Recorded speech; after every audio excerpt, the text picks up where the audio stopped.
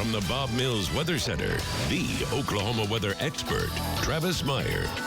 All right, we'll talk about the ozone alert in a minute, but first of all, don't forget tomorrow's a heat index, values of 105 to 110, so we do have heat advisories, kind of the Highway 75 corridor, you could basically say, extending back on to a 69 highway and then back up to the north into Kansas, so it is a big area. Speaking of hot weather, the number of 90-degree days so far, we're totaling 32. We've had 16 consecutive days of that, 10 days of 100-degree heat, and we're going to add on to that big time once you see the extended forecast, so we got to find a way to stay cool.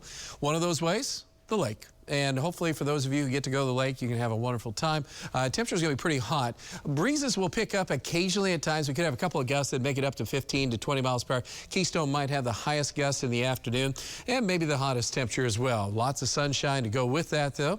Area lakes are in great shape right now. Just about everything is about as close to normal as we've seen in a long time. But what about water temperatures? How are those hanging out? Well, at this point, it's getting pretty warm. A lot of the lake waters are running right in the mid to upper 80s. We have a couple areas that are showing up around 80, low 80s, like, for example, around the Hula area in Copan.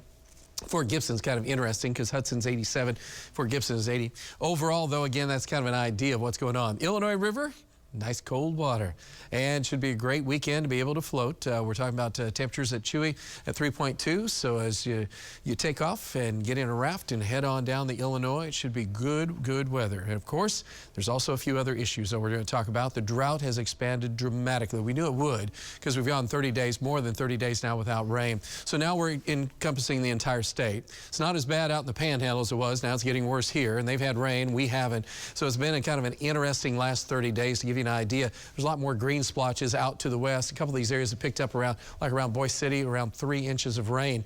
And the rest of us have had goose eggs in multiple locations here. So you can pretty much tell the story just by looking at the rain gauges. And isn't it pretty? As we look at the next 10 days, there's going to be a few isolated showers, a few isolated thunderstorms. And a few of those will be in southeast Oklahoma. There might be something Saturday night into Sunday morning. But other than that, it is slim pickings. And so is it basically for Port Peaches, thanks to a hailstorm. But overall, it is going to be okay to head on out. Make sure light-colored clothing, hydrated. Saturday, parade, I think, is at 11 o'clock in the morning. It is going to be hot. Woody Guthrie Folk Festival going on. Steamy, hot. So again, if you're headed to either one of those events, make sure you are prepared. Here is the culprit, and it is evil, because it is excessively hot. Some of the hottest weather will extend across the Central Plains on Tuesday. That's when I think we could approach 105 to 110 in several areas of Oklahoma. And then that kind of hangs out and kind of backs up for a little bit. And then a couple of our models start to bring it back into our areas. We go into late next week and the following weekend. So we're going to be watching that, but no matter how you cut it, this is all excessively hot, 90s to 100-degree heat. And we're talking about primarily chances of storms are going to be just limited to a few little waves that could move on through, and then that's about it. Otherwise, woof, we're talking some serious big-time heat. And that's going to last for 2 weeks. And there might be a break in here where we get a thunderstorm, isolated thunderstorm, and we might stay down to closer to normal, which is hot, mid-90s, so that isn't all that great. Right now it is quiet across the area, but unfortunately the ozone earlier this afternoon, early evening, did go up to 105. We did have an exceedance, not an exceptionally high one, but it was an exceedance. We do not have an ozone alert in effect for tomorrow. We did have a lot of pollen grass and also a lot of mold spore. I know it sounds kind of negative, but we'll get through this. We're at 91 right now. Humidity levels are not too bad. We're talking at dew point 60s. It's sticky, but not awful. 80s to around 90 still at this hour. We're down to 81 now in Bixby and also in Jinx. 83 for Pryor and 82 in Wagner.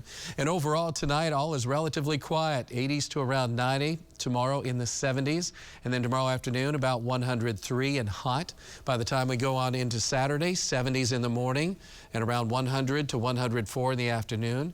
Here's that isolated shower, thunderstorm chance coming in late Saturday night, Sunday morning, and then that moves on through, and it's still going to be basically pretty hot.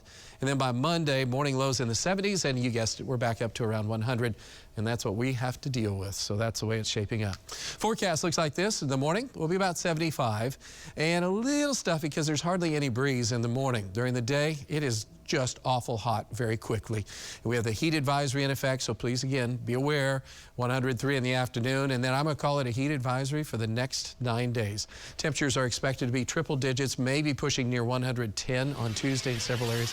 Wow, this is amazing. That was Look at 9-Day Planner. We'll be back with sports in just a moment.